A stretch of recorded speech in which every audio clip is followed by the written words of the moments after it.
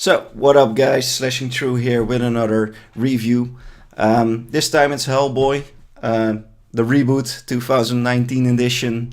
11 years ago, the last Hellboy came out.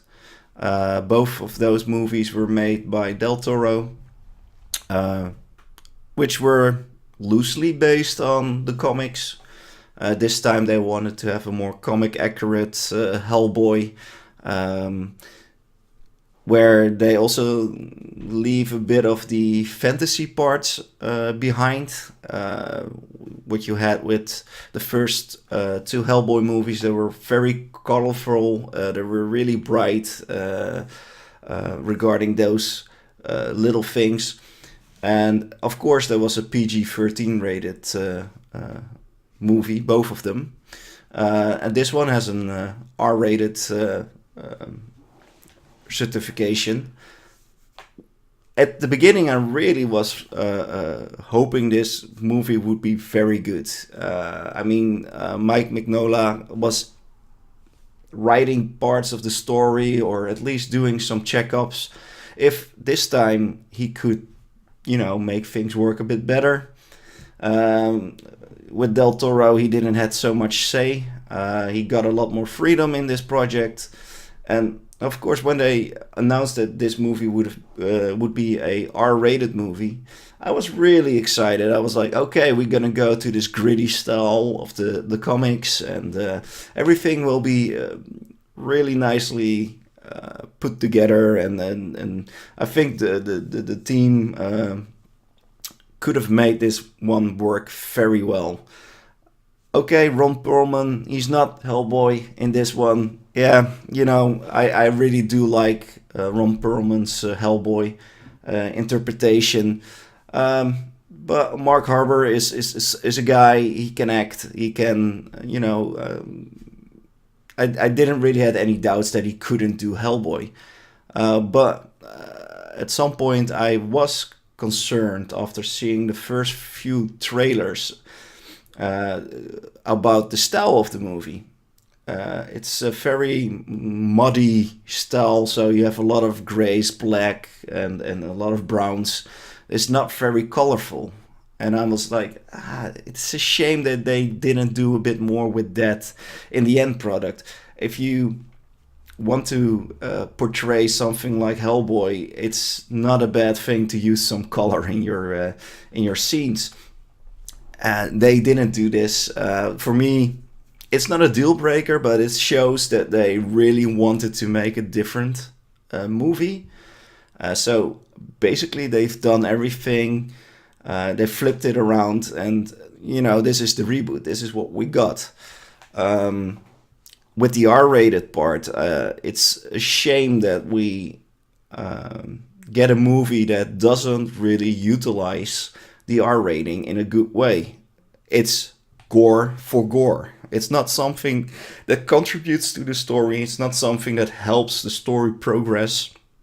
And this is really a shame, because for me it felt a bit like Alien vs. Predator Requiem, where they really made this gory movie but forgot to make a story. And I actually really had the same feeling with this. It felt really stitched together. You have a scene, stitch it together with that scene. You have a scene, stitched together with that scene. And there was so much information needed to tell the origin of Hellboy, the way that everything works, the Blood Queen, everything. And it kind of feels like a collage of things just put together. And nothing really flows. Nothing of the story really flows. And there were some scenes with some horrible CGI. Even though I like the scene where he's battling these three giants, but you saw it was green screen. You saw it wasn't really good. It wasn't good CGI. We are used to seeing better CGI in movies, and that's a shame. And especially if you consider that maybe one scene is good, but the next few scenes don't add anything to the story, it really makes the movie feel flat. And I guess that's the best way to see this movie. It's a flat movie. They have a lot to say, but they aren't saying it. It's a bit of a loss there. What I do like was the ending, one of the ending scenes where they got the team together and they start shooting people when they walk in. And I go like, oh, this is such a good scene. Why didn't they do this for the rest of the movie? This kind of artistic violence that actually really is adding something visually, but also it can be used to tell some sort of story.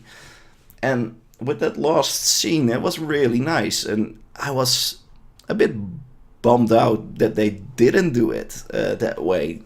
I think the movie lends itself to be a bit more artistic, and it's just a shame that this hasn't been used that much. I mean, it's a good thing. I mean, Mark Harbour did try and make a good Hellboy for himself. I just think that the studio the involvement of the studio was too much. I think he couldn't really give it a spin like Ron Perlman could play with the character. He was really loving the character, and I don't know if Mark Harbour is loving the character. Or maybe he needed to act in a certain way because of the studio. It's a bit of a shame because I think Hellboy is not a clown, but he's a funny guy. And in this movie, he wasn't that funny. But I must say, there are a few good things in the movie, and I do think certain scenes were really nicely put together. But there wasn't enough, and for me, Hellboy gets a 5.5 out of 10 for this. Really, story-wise, there's so much to tell. There's so much good stuff there. There's a reason why the comic has been around as long as it is, and I think they could have done a lot more with this. It's a shame, but we have the end product that we have right now. Hopefully they will make a director's cut version or something to spice it up, or maybe tell a little bit more of the story. Yeah, guys, thank you for watching, and if you didn't subscribe yet, please subscribe, and until next time.